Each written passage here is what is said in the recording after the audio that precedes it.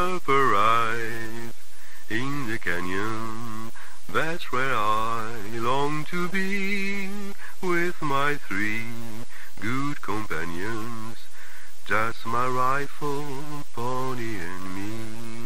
Bonjour à toutes et à tous, je suis très content de vous retrouver donc aujourd'hui pour un nouvel épisode de Fait Croquer. Alors Fait Croquer, pour celles et ceux qui découvrent, c'est une émission dans laquelle je vais à la rencontre de celles et ceux qui questionnent le cinéma sous toutes ses formes sur Internet. Et aujourd'hui, j'ai vraiment l'immense privilège, je suis très content de discuter avec Mister Fox. Salut! Et oui, salut, comment vas-tu? Bah ça va bien, ça va bien, ça va bien. Un petit peu malade, j'espère que ça va pas s'entendre, mais ça va bien. À part ça, ça va bien.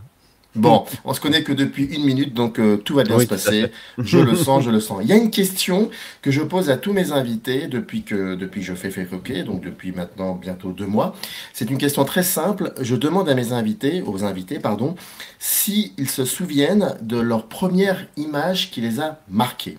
Alors, ça peut être un extrait d'un film, ça peut être un tableau, ça peut être une photographie, ça peut même être une image à laquelle ils ont assisté, une scène dans le quotidien, ça peut être même un rêve.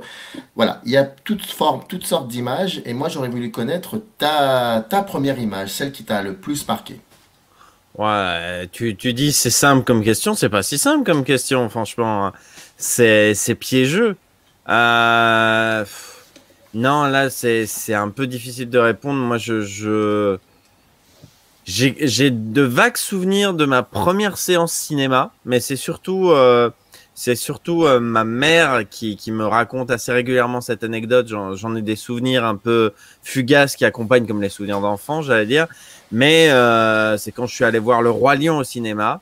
Ma mère m'a raconté que j'étais allé derrière l'écran avec mes petites jambes d'enfant pour chercher le magnétoscope Alors attends, de la salle de cinéma. c'est extraordinaire ce que tu racontes.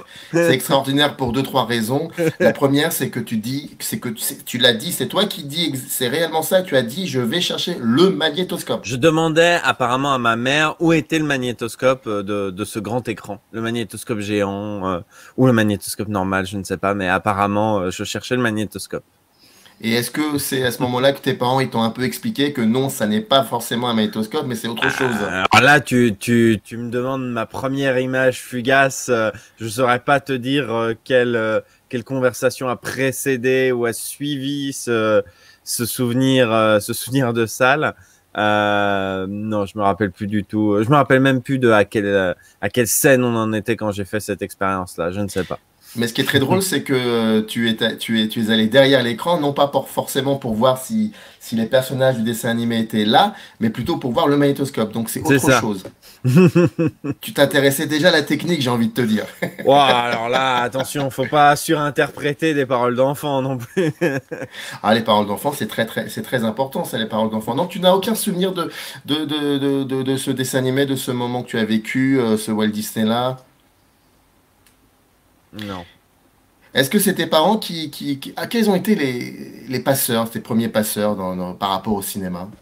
Oh bah ça a été les parents. Je pense qu'on est beaucoup à avoir été, comment dire, même indirectement initié au cinéma par nos parents. Moi, j'ai eu la chance d'avoir des parents qui étaient curieux, on va dire, culturellement. Et du coup, typiquement, c'est mon père qui m'a montré des films comme Le Roi et l'Oiseau, D'accord. Pink Floyd The Wall. Ma mère, c'est elle qui m'a fait découvrir les Miyazaki, ce genre de choses, les films de studio Ghibli. Donc, j'ai eu la chance comment dire, d'avoir une curiosité culturelle un peu naturelle dans mon foyer, parce que mine de rien, comment dire, Le Roi et l'Oiseau et les Miyazaki, c'est pas forcément les films d'animation qu'on montre directement à ses enfants.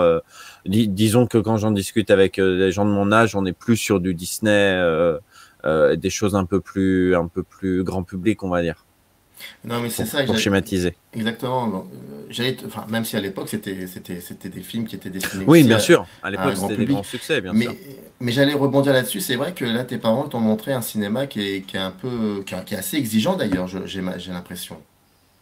Mhm. C'était donc Ouais, on peut délibéré, dire ça. certainement. C'était donc délibéré, En fait, certainement, de leur je, part. je pense que mes parents se sont pas vraiment posé cette question-là. En fait, je pense, je peux me tromper, mais je pense qu'ils se sont dit, on va montrer à nos enfants des films qu'on aime bien nous. Et il se trouve qu'en tant que parent, je sais que mon père, même en tant que parent, aime toujours Le Roi et l'Oiseau. Je sais que ma mère, en tant que parente, aimait les films des studios Ghibli. Donc, en fait, je pense tout simplement qu'il n'y a pas cette démarche, on va le mettre devant n'importe quel film de son âge et puis on va le laisser là. Et je pense qu'on était plutôt dans une démarche, je vais lui montrer des bons films. Euh, et, euh, et puis voilà quoi. S'il lui plaise, tant mieux. S'il lui plaise pas, tant pis. Ma mère m'avait acheté à une époque une cassette d'un film d'animation qui s'appelait L'Antilope d'or. Ah Je oui, me oui, oui, rappelle oui, plus oui, trop oui. qui a fait ça, mais elle en avait entendu parler justement parce qu'il avait gagné des prix à droite à gauche, je ne sais plus où. Mais c'était pas une, comment dire, c'était pas un film de basse production produit en Corée pour vendre des cassettes quoi. C'était pas les belles histoires de Carlos quoi.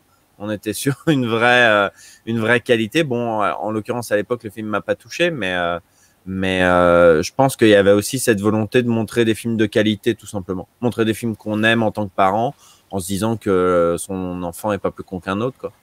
Et tu as conservé un peu cette exigence vis-à-vis du cinéma? Hmm. Ben moi,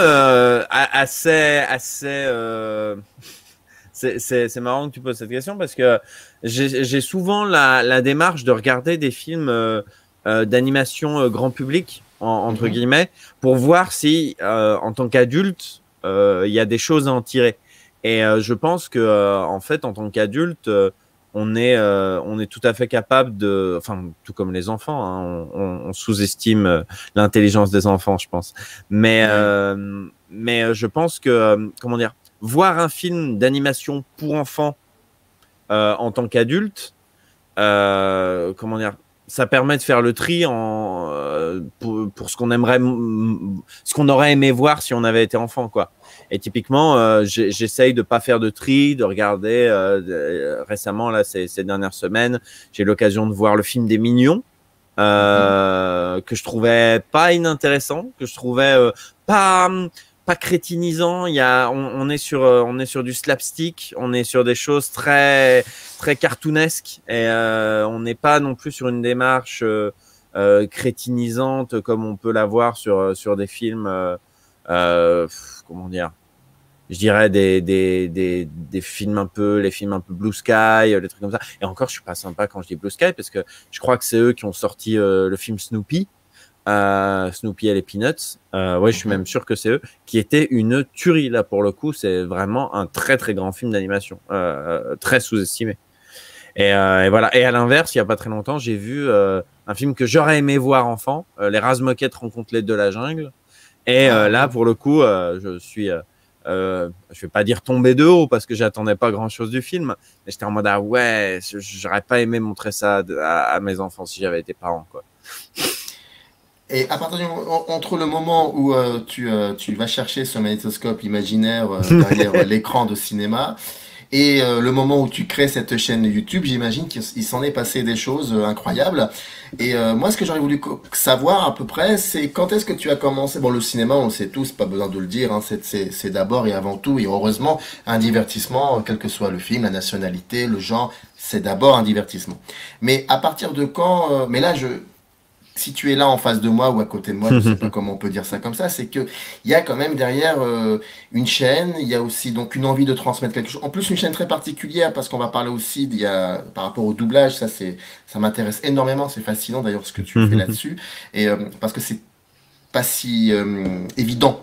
Peut-être pour Hmm. toi ça l'est, mais c'est pas si évident que ça de questionner cet aspect fondamental du cinéma, parce que c'est aussi, ça nous accompagne dans notre enfance énormément, et certains cinéphiles intégristes l'oublient, qu'ils ont d'abord vu de la VF avant de voir du VO, mais ça on va en parler après. Et ce que je veux dire c'est que à partir de quand tu t'es commencé à dire tiens là il y a quand même autre chose, le cinéma c'est un divertissement, mais il y a un truc, il y a autre chose. Je sais pas. En fait, je sais pas si je me suis vraiment posé la question. Je pense que assez rapidement, j'ai compris que c'était les deux. C'est peut-être un peu présomptueux de ma part, le fait que c'était un divertissement et un art. Encore une fois, en fait, je pense que c'est aussi lié, on y revient encore et toujours, hein, mais j'ai souvenir encore une fois de la première fois que j'ai vu un film de Miyazaki, que j'ai vu Princesse Mononoke, qui était le premier que j'ai vu. Comment dire, le plus simple, hein, c'est pas un des plus simples. Ah non, c'est pas le plus simple, mais moi ça me plaisait beaucoup. Et j'étais content que ma mère me laisse le voir alors que c'était marqué accord parental sur la cassette. Parce qu'il y a des bras qui tombent et des têtes coupées. Mais je voyais typiquement que ma mère avait pas le même regard sur Princesse Mononoke quand elle le regardait avec moi que sur, je sais pas moi, un film Disney, on va dire. Et je sentais aussi quand après elle m'a emmené voir Le Voyage de Chihiro, elle m'a emmené voir Le Château dans le ciel, Kiki la petite sorcière, on les a quasiment tous vus à l'époque où ils sortaient au cinéma. Je sentais qu'elle avait pas le même regard sur ces films-là que sur les Disney qui passaient à la télé ou qu'on avait en cassette ou ce genre de choses. Et je pense qu'à ce moment-là, inconsciemment, on se dit d'accord, il y a des films qui ont quelque chose en plus. Il y a des films qui sont plus que un passe-temps ou un divertissement, pour reprendre ce que tu disais tout à l'heure. Et en fait, je pense que assez naturellement, on se rend compte en grandissant qu'il y a des films qui ont autre chose à proposer que le simple divertissement. Et ça va aussi évoluer au fur et à mesure des rencontres cinématographiques entre guillemets, quoi. Quand on a un prof d'espagnol qui va vous passer un Almodovar, quand on a le club ciné du lycée qui va pas nous montrer le dernier blockbuster, mais un film un peu différent, etc. Je pense que en fait, instinctivement et sans doute inconsciemment, on se rend compte qu'il y a des films qui ont autre chose à proposer. Et je pense que avant même que ce soit formulé, parce que on se retrouve très vite je pense à ce que ce soit formulé. Je pense qu'on arrive très vite à des profs ou des documentalistes du CDI ou des émissions à la télé qui expliquent que le cinéma, c'est de l'art aussi. Je pense qu'avant même que ce soit formulé, on l'intègre dans notre manière de percevoir les films. Tu es un enfant du ciné-club ? Je suis pas vraiment un enfant du ciné-club. Mais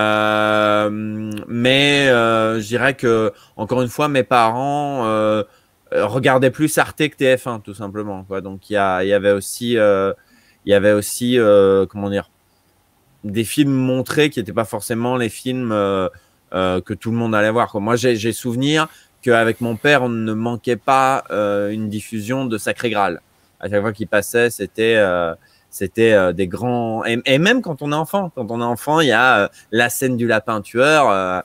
Quand t'es enfant, t'es mort de rire, quoi. Tu passes à côté de certaines vannes, mais il y en a d'autres qui, je pense, te touchent encore plus quand t'es enfant, quoi. Les chevaliers qui Disney, les trucs comme ça. Le chevalier noir, hein, le chevalier noir quand t'es enfant, ça c'est génial. Le mec il a plus de bras et continue de se battre. C'est très cartoonesque. Encore une fois, on y revient. C'est un truc qu'on aurait pu voir dans un Tex Avery, quoi. Puis il y a aussi autre chose. Oui, aussi. Oui, c'est sûr. C'est sûr.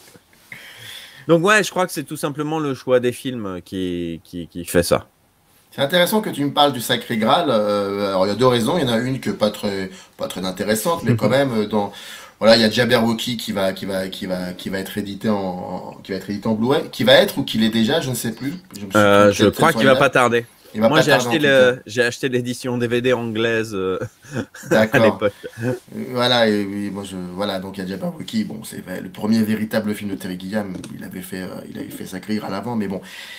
Non, mais il y a aussi le fait, il y a l'humour Monty Pythonesque, et tu n'es pas avare d'humour dans ta chaîne. Ça aussi, c'est assez. Alors, peut-être que la comparaison est foireuse, mais tu me parles de Monty Python, comme disent les foufous de Monty Python, et Alors, j'allais te poser deux questions en fait. J'allais te demander quelles sont tes origines en tant que cinéphile, parce que tu m'as parlé de pas mal de choses. Tu m'as parlé de CDI, tu m'as parlé de du prof d'espagnol avec Almodovar, de la chaîne Arte. Donc, je peux pas ne pas te poser cette question parce qu'en plus de cela, selon moi, elle est assez fondamentale parce que c'est un peu les assises de ta chaîne. Et puis deuxièmement, tu me parles des Monty Python, donc là, en même temps, tu parles aussi un peu de ta chaîne enfin, indirectement. Donc, les origines de ta cinéphilie et surtout les origines de ton humour. Ouah, c'est compliqué comme question. Tu sais que En, depuis 15 minutes, t'arrêtes pas de me dire c'est compliqué, mais tu réponds très très bien aux questions, hein. en fait, les origines de ma cinéphilie, je pense que tu peux compiler mes réponses aux questions précédentes. Hmm. C'est-à-dire que ça va être les parents, comment dire, les différents guides culturels, que ce soit effectivement les profs, mais j'allais dire les profs même sans le vouloir, même sans le savoir. Comment dire, quand tu es prof d'espagnol, je pense, et que tu veux Mhm. montrer un film en espagnol à tes élèves, t'as pas 10 000 choix, quoi. Si tu veux montrer du cinéma espagnol sous-titré à tes élèves dans les années 2000, tu vas aller taper dans les Almodovar. Un peu comme quand t'es prof d'allemand, tu vas aller taper dans Goodbye Lénine ou dans La Vague. En fait, et du coup, en fait, indirectement, ça te montre des bons films, quoi. Je pense que, je pense que le hasard fait bien les choses, j'allais dire. Faut pas forcément voir dans les profs d'espagnol des guides culturels, j'allais dire. Mais disons qu'on va faire des rencontres au cours de sa vie qui vont nous donner envie ou non de voir les films et les choses de manière générale de telle ou telle manière. Je dirais que moi, j'ai fait quand même une rencontre en début de ma vie étudiante, un ami qui s'appelle Guillaume, que je salue s'il regarde ce live, qui lui est un très très gros cinéphile. Et clairement, lui a beaucoup changé ma manière de voir le cinéma, dans le sens que même si je savais qu'il y avait des films plus artistiques que d'autres, etc., moi j'avais tendance à tourner en boucle les 15 mêmes références et à regarder en permanence les mêmes films que j'aimais bien, sans avoir autant de curiosité. Et disons que lui m'a pas mal incité à prendre du recul, à regarder d'autres films, à redonner leur chance à certains films que j'avais préjugés avec des idées reçues, ce genre de choses. Et puis voilà. Et puis pour les origines de mon humour, ouais, ça va être du Tex Avery, du Monty Python, ça cartoon beaucoup quand j'étais gamin. Et puis un peu plus vieux, ça va être South Park, ça va être les Simpsons, GTO, Ah oui. les animés japonais qui passaient sur Canal+, GTO, Excel Saga, beaucoup de choses comme ça. Et puis à côté, les nuls et les inconnus pour les références un peu françaises. Qu'est-ce qui te pousse à te lancer dans la création de cette chaîne? Alors, il y a eu plusieurs choses. La première, c'est que j'avais déjà une chaîne Dailymotion à ce moment-là. Mhm. C'était, on va dire, les prémices de la création sur Internet. C'était l'époque du Visiteur du Futur. C'était l'époque des premières web-séries. Tout ce microcosme-là qui C'était commençait quelle à per- émerger petit à C'était petit. quelle période à peu C'était près? fin 2000, c'était 2009, 2010, fin 2000, début 2010. Il y a eu un petit peu cette émergence-là du web français. Les premières têtes un petit peu qui sortaient, Joueur du Grenier, Cyprien, etc. Mais surtout, c'est une chaîne de télé qui s'appelait No Life, Hmm. qui était une chaîne qui proposait des contenus autres, on va dire. Et, comment dire, qui était ouverte à tous, entre guillemets, dans la mesure où il suffisait d'être passionné par un sujet et de bien le présenter pour trouver un public, entre guillemets, mais surtout pour pouvoir intéresser d'autres gens à ce sujet-là, j'allais dire. Et moi, avec la chaîne No Live, je me suis intéressé à des sujets auxquels j'aurais jamais cru m'intéresser, quoi. Le cosplay, la culture japonaise, la programmation, des choses vraiment invraisemblables. Et du coup, à la base, moi, j'avais créé ma première émission sur le doublage. Je l'avais créé comme un pilote pour cette chaîne. Et comme la chaîne ne l'a pas prise et que ça me plaisait quand même, bah, j'ai décidé de continuer un petit peu. Et puis, ça a continué, ça s'est arrêté, ça a repris, ça s'est arrêté un petit peu par vague. Et c'est vraiment il y a quelques années que j'ai dit, bon, allez, on essaye je crée régulièrement pour une chaîne YouTube et puis voilà quoi. Alors, pardon, excuse-moi, il y a un petit souci technique de ton côté au niveau Ah, du son. C'était très très clair et là, j'ai l'impression que c'est un petit peu emmitouflé, enroulé, je sais pas alors comment. attends, je vais vérifier. Là, c'est mieux. Là, je crois que Là, c'est c'est mieux. mieux. Ah, Ouais, là, peut-être que mon microphone s'est débranché pour l'instant. Non. ah, là, c'est. Alors, par contre, on a un petit souci technique. Le son est coupé.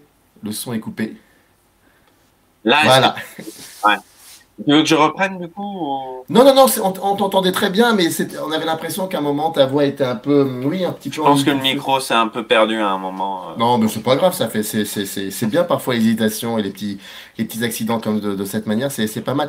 Qu'est-ce qui t'a, comment dire, oui, qu'est-ce qui te plaît, qu'est-ce qui t'a poussé à un moment à ça? Parce que si j'ai bien compris, dès le début, tu t'es intéressé au doublage. Qu'est-ce qui t'a amené à cet intérêt pour le doublage? D'où vient cet intérêt pour le doublage? Encore une fois, je pense que ça va être les dessins animés qui passaient sur Canal+, les dessins animés japonais. Je crois que vraiment la première œuvre où je me suis intéressé au doublage, c'était les GTO, les Excel Saga, toute cette génération-là de dessins animés qui passaient sur Canal+. À côté de ça, j'imagine que j'ai dû m'intéresser comme d'autres aux voix de South Park, aux voix des Simpsons, etc.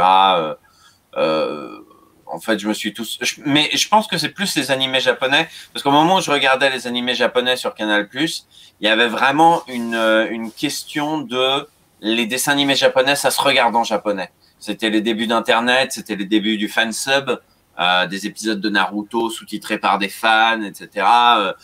L'économie de l'animation japonaise n'était pas du tout celle d'aujourd'hui, quoi. On achetait 10 titres quand il y en avait 100 qui sortaient au Japon, quoi. Donc, il y avait vraiment ce côté, l'animation japonaise est un truc à part et on la regarde en VO, c'est comme ça parce que les Japonais, c'est un truc particulier, etc. Et je pense que à l'époque où j'ai découvert GTO, Excel Saga, tout ça, je me suis dit, bah, pourquoi s'emmerder à regarder du japonais quand les voix françaises sont aussi réussies. Et je pense que c'est de là un peu que c'est parti. Et après, disons que j'ai rencontré la voix de GTO, Benoît Dupac, et ça m'a conforté dans l'idée qu'il y avait des choses très intéressantes à dire sur ce métier, ce milieu-là, je vais dire. Et que D'accord. c'était intéressant de le décortiquer. Et puis c'était pas, j'ai l'impression que c'est un terrain qui continue encore d'être pas en jachère, mais il continue encore d'être travaillé ce terrain. J'ai l'impression que la voix, le doublage en lui-même, et c'est pas quelque chose qui est, par exemple dans la cinéphilie, c'est pas quelque chose qui est immensément reconnu. Tu m'interromps si je me trompe. Les gens aiment beaucoup plus, ont tendance beaucoup plus à accepter de voir des films sous-titrés dans la langue, enfin dans la langue originale et sous-titrés, et qu'ils ont du mal avec la VF. Bah, en fait, ça dépend pas mal. Ça dépend pas mal des cercles, j'allais dire. Parce qu'en réalité, moi, toute ma vie, on m'a dit, les gens, ils regardent plutôt de la VOST. Euh, les fans d'animés japonais me disaient, moi, j'ai plutôt tendance à regarder des animés en VO. De toute manière, les gens qui regardent la VF, c'est pas des vrais fans d'animés, etc. Et encore aujourd'hui, on regarde les statistiques. Plus de la moitié, je crois que c'était je sais plus si c'est Netflix ou Crunchyroll qui a partagé ces statistiques, ou ADN, je sais plus, enfin un des distributeurs d'animation japonais, d'animation japonaise, qui a révélé que plus de la moitié des gens regardaient de la VF dans l'animation japonaise. Pareil, il y a eu au moment de l'émergence de Netflix, j'ai entendu des gens dire mais de toute manière les gens ils regardent plus en VF, ça y est, maintenant que Netflix propose la VOST, les gens ils regardent plus de VF. Eh ben Netflix pareil avait sorti des statistiques sur Stranger Things et c'était genre 80% des gens qui regardaient en VF. Ah oui, Donc ah, d'accord, ok. vraiment, même si évidemment très clairement l'accès favorisé à la VO a permis aux gens de regarder plus de VO. Si on compare à l'époque où les télé hertziennes ne passaient que la VF, où les VHS ne proposaient que la VF, etc. Évidemment, depuis le DVD, depuis la télé numérique, depuis Internet, oui, on a beaucoup plus accès à la VO et c'est tant mieux. Et de fait, il y a de plus en plus de gens qui regardent de la VO. Mais dire qu'aujourd'hui plus personne regarde de la VF, c'est une bêtise. Et je pense que ça témoigne d'un certain repli sur soi. Notamment que ce soit à l'époque les cercles des fans d'animation japonaise ou les fans de cinéma aujourd'hui, il y a un côté qui regarde en VF aujourd'hui Et c'est une question auquel on se rend pas compte qu'on n'a pas la bonne réponse, entre guillemets. Là, parce que la réponse de qui regarde aujourd'hui de la VF, bah, la réponse, c'est quand même une majorité de gens, quoi. Après, il y a cette grande question, j'imagine qu'on pourra y revenir plus tard, mais la grande question, est-ce qu'on est vraiment cinéphile si on regarde les films en VF, etc., qui sont, à mon avis, des faux débats. À côté de ça, je pense que les gens se voilent la face sur le nombre de personnes qui regardent de la VF, qui est, comment dire, la popularisation et la généralisation de l'accès à la VO n'a pas rendu la VF obsolète. Moi, la question de savoir si on est cinéphile, on ne peut pas accepter. C'est pas une question qui m'intéresse énormément. Après, j'ai cette impression que le travail sur le doublage qui a été effectué. Là, je parle du cinéma 2D. Hein. Le travail du doublage qui a été effectué dans les années. J'ai l'impression que depuis peut-être 20 ou 30 ans, le travail sur le doublage est beaucoup plus pris au sérieux. Moi, je me souviens de quelques films dans les années 70 étrangers quand ils étaient doublés en français. Il y avait de très très bons comédiens, parce que ce sont des comédiens, tu le sais mieux que moi. De ce point de vue, il n'y a aucun souci. Mais il y avait l'ambiance du film, donc des bruits d'ambiance qui étaient sucrés et qui n'étaient pas conservés pour la VF. Et j'ai l'impression qu'aujourd'hui, ou depuis 20 ans, 25 ans, c'est parfait, c'est un travail irréprochable pas que sur la voix, mais aussi sur le bruit d'ambiance, sur le travail sonore. Il y a quelque chose d'assez intéressant de ce point de vue. J'aimerais bien avoir ton avis là-dessus. Alors, moi, je pense que en ce qui concerne le travail du son et, comme tu dis, les ambiances et ce qui peut y avoir autour, l'ambiance sonore, en fait, je pense que c'est tout simplement dû, là, pour le coup, c'est pure spéculation de ma part, hein, je peux me tromper, mais je pense que c'est tout simplement dû au fait que les versions internationales qu'on envoie au studio de doublage sont plus soignées, majoritairement parce qu'on prend de moins en moins les bruitages et comment dire, les ambiances sonores, on les prend de moins en moins sur le plateau. Il y a une recréation, en post-production des bruitages et ce genre de choses. Au fond, et notamment quand on regarde toutes les scènes d'action qui ont des fonds verts et ce genre de choses, etc. Même s'il faut pas généraliser le cinéma à ça, évidemment. Disons que sur ce genre de scène, on prend quasiment pas le son. Les acteurs se post-synchronisent derrière en studio, y compris les acteurs américains, j'entends. Hein. Les bruitages sont recréés parce que la captation n'a pas été très bonne quand captation il y a eu. Donc, de fait, les studios, comme c'est les studios américains qui nous envoient à nous, studios de doublage, enfin, aux studios de doublage, je suis pas dedans, mais voilà, quand les studios américains envoient la version internationale qui contient donc tous les bruitages, toutes les ambiances, etc., aux studios français, comme il y a beaucoup plus de choses qui ont été faites en post-production, sans doute qu'on reçoit des choses beaucoup plus propres, beaucoup plus complètes. Et je pense que ce que tu dis sur le fait que les ambiances sonores sont plus précises, etc., il faudrait vérifier de voir si c'est vraiment le cas sur les petits films indépendants, les films où tout a été capté, etc. Peut-être que en fait, on est toujours dans cette situation des années 80 sur ce genre de production-là, quoi. Comment tu questionnes les métiers du doublage sur ta chaîne? Je te pose alors je sais qu'il y a plusieurs manières il y a plusieurs formats que tu utilises. T'as le parlons VF, je crois, si je me souviens bien. Tu as aussi t'as le FAQ, t'as plein de choses de ce genre. Et quelles sont les autres possibilités que tu as entrepris pour pouvoir questionner cet aspect fondamental du cinéma? Bah, c'est plus ou moins tout. J'aime bien faire quand on m'en donne la possibilité, et c'est vrai qu'en ce moment c'est compliqué, mais j'aime bien organiser des débats et des discussions sur le sujet. On parlait de la question peut-on être cinéphile et aimer le doublage? On avait fait une conversation là-dessus dans une convention avec François Terrel, fossoyeur de film, et Victor Bonnefoy in the Panda. La discussion avait été très intéressante et très productive et voilà, il y avait eu des choses intéressantes qui avaient été dites. J'avais aussi fait une réponse à une professeure de Béziers qui avait lancé une pétition pour qu'on interdise la VF et qu'on rétablisse la VO obligatoire comme dans d'autres pays d'Europe. en fait, dès que j'ai l'occasion d'aborder le sujet, je le fais. Je me pose pas vraiment la question du format. Disons que le plus je peux aborder le sujet et le faire connaître, et le mieux c'est, quoi.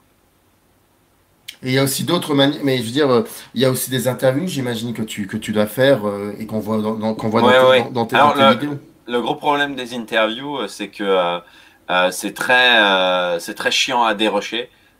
Souvent, quand je fais des interviews, je discute pendant 2 heures, 3 heures avec la personne. Je me retrouve avec un gigantesque dossier avec plein de fichiers vidéo son. Et je suis en mode, oh là là, j'ai tellement la flemme. Pourtant, c'était très intéressant ce qu'il disait, mais ouh là là, j'ai pas envie de monter ça.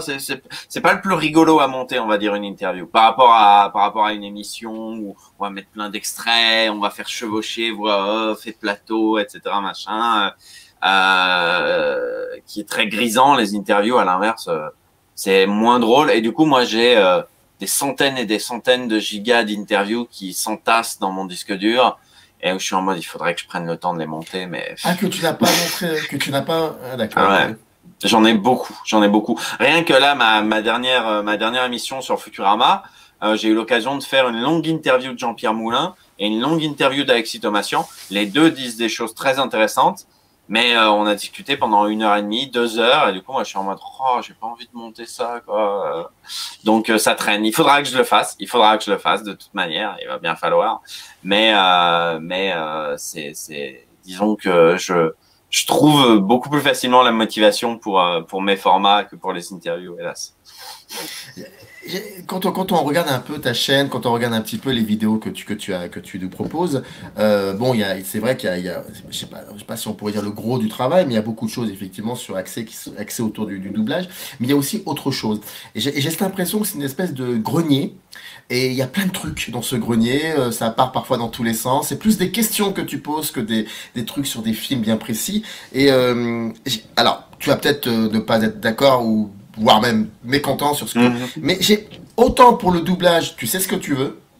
Bon, quoique je viens d'apprendre qu'il y a beaucoup d'entretiens que tu n'as pas encore donc à suivre. Mais l'autre partie du cinéma, donc cette espèce de grenier avec les films, les DVD, j'ai l'impression que tu sais pas trop où tu veux aller. T'as envie de dire des choses, mais j'ai cette sensation-là. Ben oui, comment dire, moi je suis quelqu'un qui est toujours en questionnement Hmm. et c'est vrai que comment dire, j'ai pas autant pour le doublage, sans parler de prétention, disons que je pense être un des gars hors du métier qui sait le plus de choses Hmm. et que j'éprouve du plaisir à les transmettre. Euh, Encore une fois, je dis bien un des, hein, parce qu'on est très nombreux à être passionnés de doublage. Disons qu'on est rare, on est moins nombreux à avoir une chaîne YouTube avec une audience. Donc, j'essaye d'en profiter pour transmettre des choses, on va dire. Mais pour le cinéma, moi, je suis qu'un cinéphile parmi tant d'autres. Je prétends pas avoir la science exacte, la science infuse. Et évidemment, quand je me fais une réflexion sur le sujet, je préfère poser la question et essayer d'y répondre que de donner une réponse parce que jamais je pourrais être sûr de la dite réponse, quoi. Et donc effectivement, là, il y a pas très longtemps, je me posais une question vis-à-vis du cinéma. Comment dire que la crise du Covid a rendu un peu caduque et du coup j'ai un peu j'ai un peu mis ça de côté. Je ne sais pas si j'en parlerai à une occasion ou à une autre, mais je me demandais qu'est-ce qu'on attend d'une salle de cinéma? Parce que je me disais, moi, c'est fou parce que j'aime bien aller au cinéma. Je préfère voir des films au cinéma que chez moi. Je prends toujours du plaisir à aller dans une salle de cinéma pour voir un film. Et en parallèle, j'ai toujours peur qu'il y ait trop de monde. J'ai toujours peur qu'il y ait des mangeurs de popcorn. J'ai toujours peur qu'il y ait des cinéphiles indélicats, indiscrets. J'ai toujours peur qu'on parle pendant le film. Donc, à la fois, j'aime bien la salle de cinéma. Et à côté, j'aime pas les gens qui sont dans les salles de cinéma. Donc c'est contradictoire. Et du coup, moi, je me disais, il faut que j'explore la question, mais j'ai pas la réponse. Et je peux pas l'avoir parce que je suis qu'un cinéphile parmi d'autres et parce que surtout, je suis pas le seul à attendre des choses d'une salle de cinéma. Donc si j'avais fait cette vidéo sur le sujet, encore une fois, le Covid a un peu coupé les ponts de cette question-là, parce que tout le monde comment dire, tout le monde se l'est posé cette question avec la fermeture des salles, mais pour tout ce qui est cinéma, je pense pas avoir de réponse aux questions que je pose parce que je n'ai pas comment dire, j'ai pas la formation, j'ai pas l'érudition, j'ai pas encore une fois, je ne suis qu'un cinéphile parmi tant d'autres, quoi. Oui, mais enfin, oui, je suis d'accord avec toi, mais tu peux quand même te la poser cette question et l'érudition dont tu parles, c'est ton propre ressenti, donc c'est ça qui est fondamental. Mais est-ce que tu te poses pas cette question autrement, à savoir, je me permets, à savoir, Hum. est-ce que tu disais je ne supporte pas plusieurs aspects aujourd'hui, à savoir par exemple les bouffeurs de popcorn, celles et ceux qui, non mais C'est le cliché, mais oui, c'est cliché, effectivement. mais c'est le cas. Donc celles et ceux qui font effectivement du bruit, Oui, parce que c'est plusieurs pas types de c'est bruit, pas tant le fait de manger du popcorn qui est gênant, qui est le c'est le fait bruit. de faire du C'est le- bruit et de ça. marcher dessus Et et tu que ça n'arrives plus colle à, aux pieds et voilà, et tu c'est n'arrives plus pas, à te concentrer sur. c'est ça, Mais, c'est surtout ça. mais est-ce que la question peut-être pourrait être posée autrement, si je peux me permettre, à savoir, est-ce que tu ne supportes pas forcément, tu ne supportes plus en fait? Est-ce que c'est ça plutôt la question? Je Ou est-ce sais que ça a pas. toujours été le cas? Non, je pense que mon regard a évolué, que je suis devenu plus exigeant sur le confort de visionnage. Disons que typiquement, je dis exigeant sur le confort de visionnage, c'est aussi dans mon propre cercle. C'est-à-dire qu'il y a quelques années, moi j'étais tout à fait susceptible de parler pendant un film quand je le regardais avec des amis. Aujourd'hui, quand j'ai quelqu'un qui regarde son téléphone quand on regarde un film tous ensemble, moi je suis en mode, donc, y a une petite voix dans ma tête qui me dit, tu le dis si le film t'emmerde, hein, Jean-Jacques. Euh, mais voilà, je pense que c'est tout simplement aussi mes exigences face au confort de visionnage qui ont évolué, quoi. Ou alors peut-être parce que tu vieillis. Oui, aussi, que je vieillis, que je maigris, euh, que je commence petit à petit à devenir un vieux con. Je ne sais pas. C'est Non, possible aussi. mais en tout cas, j'ai hâte que tu la poses réellement, cette question, parce que moi, elle me parle beaucoup, cette question, et je crois qu'elle parle davantage à beaucoup, beaucoup, beaucoup de personnes. Mais je pense qu'il y a vraiment des gens pas cinéphiles pour un sou qui se sont posé cette question avec les Mhm. années et avec la crise du Covid. Parce que on a beau entendre je vais pas donner de nom parce que voilà, ça va lui faire de la pub, mais y a certains vidéastes français, YouTube, cinéma, qui expliquent que la salle de cinéma c'est ringard, que c'est pas compétitif financièrement, que pourquoi payer 15 euros une place de cinéma quand pour 15 euros on peut avoir un abonnement Netflix c'est des gens-là, c'est des gens qui vraiment nient le comment dire le plus de la salle de cinéma. Et je pense que avant la crise du Covid, c'est un discours que pas mal de gens pouvaient tenir sans s'en rendre compte, quoi, en se disant oui bon c'est vrai que j'ai pas envie d'aller au cinéma alors que je peux regarder des films sur Netflix, etc. Mais je pense qu'à partir du moment où on nous a privés des salles, je pense qu'il y a pas mal de gens qui se sont rendus compte de qu'est-ce que ça leur apportait.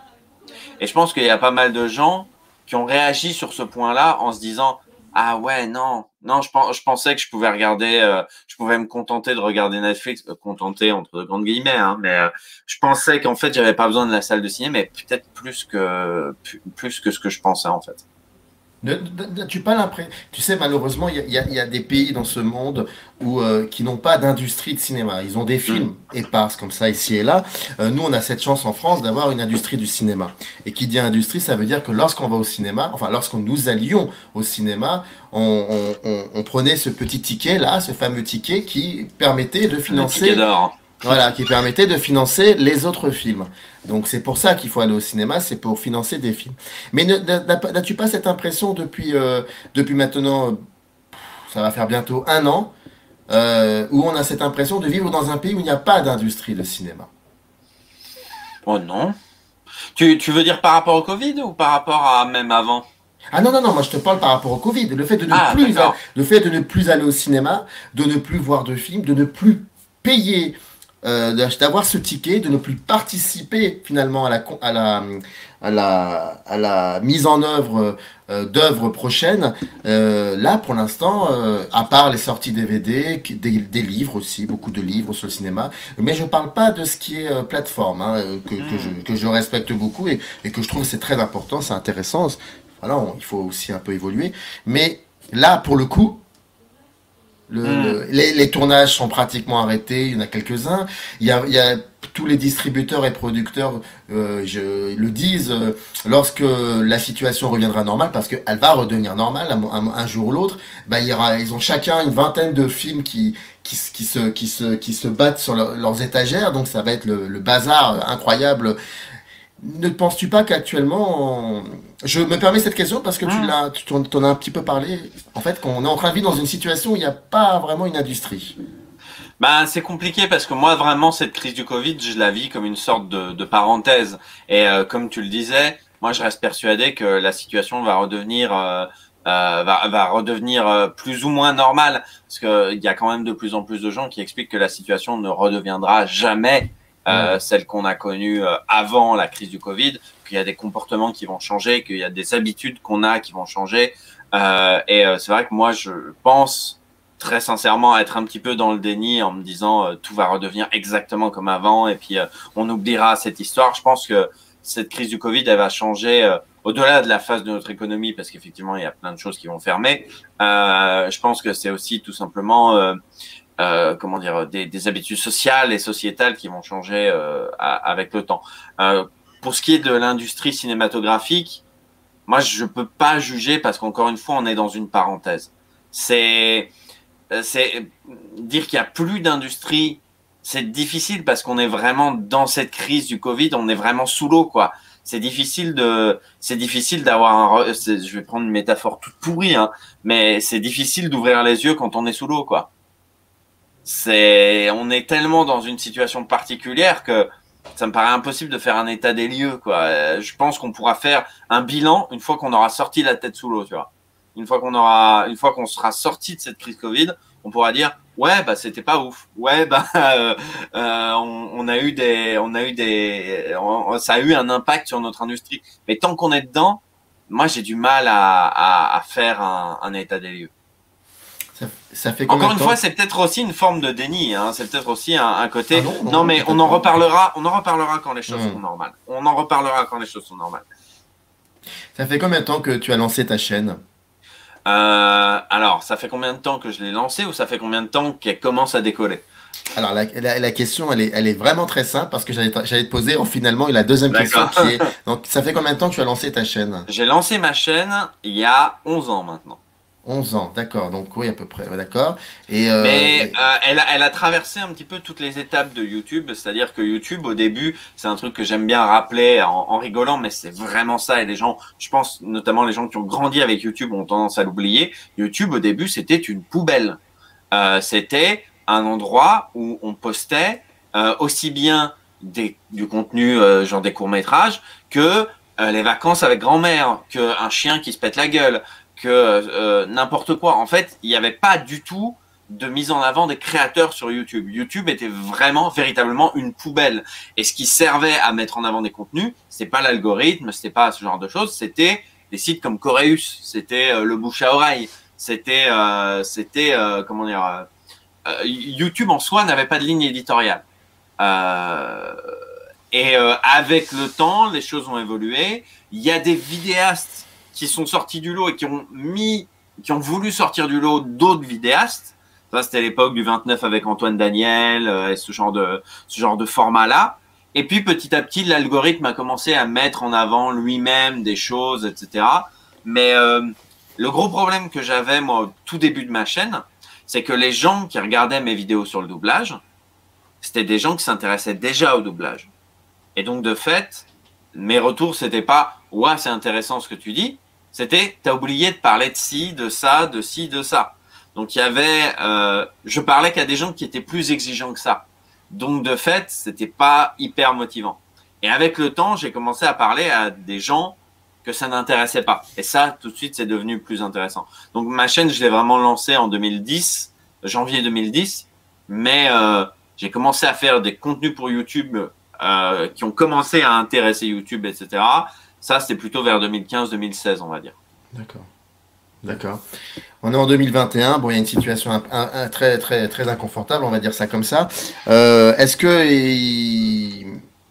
Ah, tu as un peu répondu à la question que je vais te poser, mais bon, c'est pas grave. Est-ce que tu as... On va voir, on va voir. Est-ce que tu penses un petit peu à l'après et surtout, est-ce que tu te dis, tiens, je profite du fait qu'il y ait cette situation-là pour peut-être revoir autrement cette chaîne et proposer quelque chose après la situation?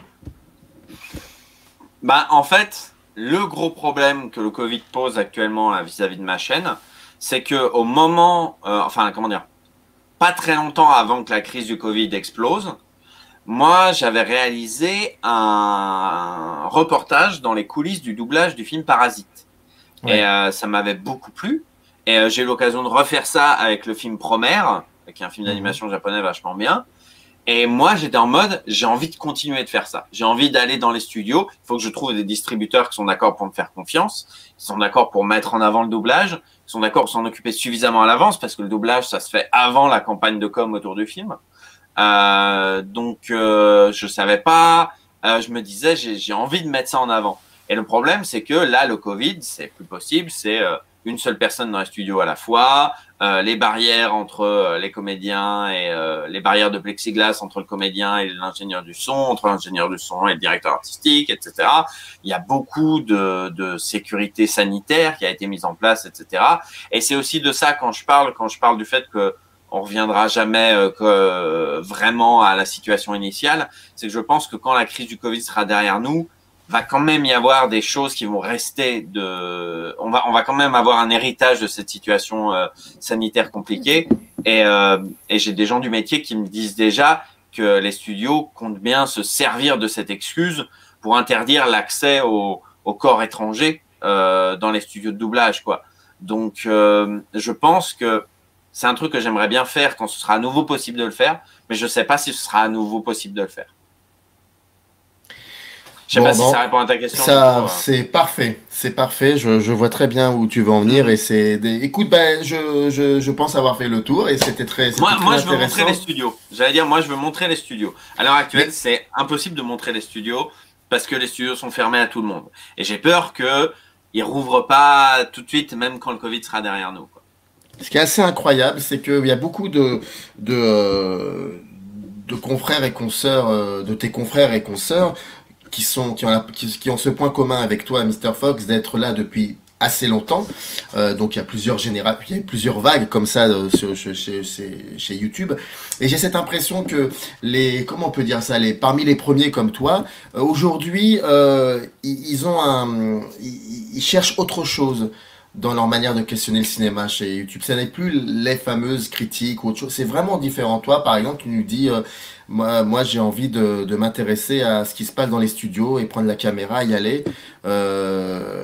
Est-ce qu'il y a selon toi l'idée de c'est bon, j'ai fait le tour de la question concernant les critiques de films, tout ça, et maintenant j'ai envie de faire autre chose, quoi. Bah moi, j'ai jamais vraiment fait de critique de film. Je fais mes tops de fin d'année, mais c'est pas forcément. Après, je me retrouve dans ce que tu dis dans. Ah, et on n'entend plus. Ah, il y a un petit souci.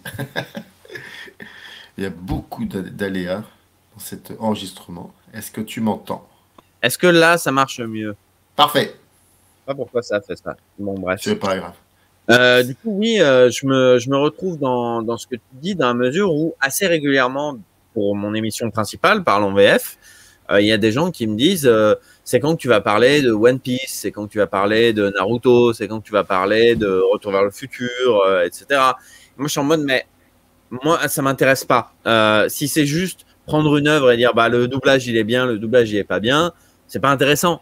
Il faut qu'il y ait quelque chose de plus, il y ait quelque chose comment dire, qui mérite qu'on s'y attarde, quoi. Je vais pas parler d'un doublage simplement parce qu'il est extraordinairement réussi. Je pense, ou extraordinairement raté. Je pense que ça tournerait vite en rond. Je pense que ce qui est intéressant, c'est d'explorer les petites particularités. Pourquoi ça a été mal adapté? C'est quoi la genèse de ce doublage? Pourquoi il y a eu ces choix éditoriaux? ou même tout simplement comment se fait-il que tel doublage existe. Moi, j'aimerais consacrer à l'avenir une vidéo sur le doublage de The Disaster Artist pour poser la question de comment on double, déjà comment on double des acteurs qui jouent mal, comment on double des acteurs qui jouent des acteurs qui jouent mal. Et à côté de ça, le film The Room, qui a jamais eu de VF, dont l'histoire est narrée donc dans The Disaster Artist, c'est un film qui a jamais eu de VF, donc on connaît les répliques en VO. Donc comment on double des films dont tout le monde connaît les répliques VO? C'est compliqué. Comment on double une reconstitution d'un film comme The Room dont tout le monde connaît les répliques VO, dont tout le monde connaît le You're Tearing Me Apart, Lisa? Ça me paraît, quelle que soit la qualité du doublage au bout du compte, c'est pas forcément ce qui va m'intéresser, parce que ce qui m'intéresse, c'est de poser ces questions-là, quoi. De voir comment le film en lui-même s'en sort, mais aussi de poser la question de comment on pourrait s'en sortir autrement. C'était quoi les alternatives de ce film-là, quoi. Un peu comme quand je parle des films, ça c'est plus dans les FAQ du doublage, mais un peu comme quand je parle des films polyglottes, pas polyglottes, mais qui abordent le français. Quand on a un personnage qui parle français dans un film étranger. Ah, comment on fait dans le doublage? Est-ce qu'il faut qu'on change en une autre langue? Est-ce qu'il faut qu'on tourne les choses autrement, qu'on change l'intrigue, etc. Ça me paraît plus intéressant de parler de ce phénomène-là que de parler d'un film en particulier, quoi. D'accord. Bon, alors je vais avoir l'outrecuidance de dire que si vous voulez aller sur la chaîne de Mr. Fox, le lien est sur la page. L'outrecuidance. L'outrecuidance. Mais oui, je pense qu'il y a encore des gens assez rares qui ne te connaissent pas. Donc, cette émission servira à te faire connaître. Non, mais voilà. En tout cas, je te remercie énormément d'avoir pris le temps de répondre à mes questions, d'avoir accepté cette merci invitation. à toi. C'était vraiment agréable et passionnant à entendre quelqu'un qui questionne le cinéma sur cet aspect-là et puis sur d'autres aspects. J'espère que cette situation sanitaire va se résoudre très vite. Comme ça, on pourra avoir des vidéos. Comme ça, on pourra faire plein de choses, dont voir ces vidéos dans les coulisses même des studios de doublage. C'est passionnant. On croise les doigts. On croise les doigts. Merci beaucoup, Mr. Fox. À très vite. Et puis, bientôt. Bon courage. Salut. In the canyon, that's where I long to be, with my 3 good companions, just my rifle, pony and